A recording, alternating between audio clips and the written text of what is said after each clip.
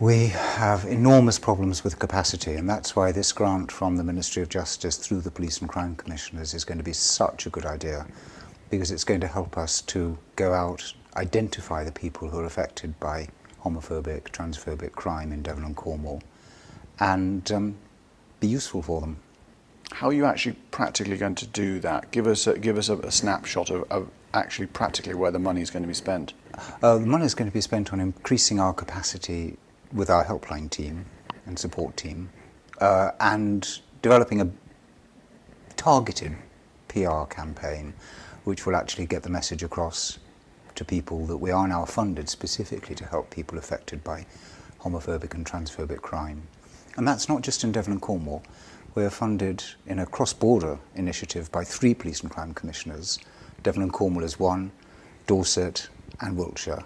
And so we're now providing an integrated service for people affected by homophobic and transphobic crime across the whole of that crescent of the southwest, which is great news.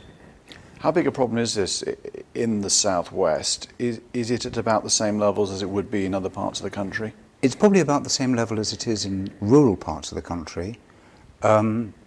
We just don't really know, because so much of these incidents so many of them are simply not being reported at all, not even to us. People's general feeling is, okay, I've been spat at in the street, or I'm getting all this verbal stuff from people at school or in the workplace. If I ignore it, it will go away. Now, that doesn't always happen. Sometimes it just gets worse. But people are reluctant to report. People are reluctant to seek help.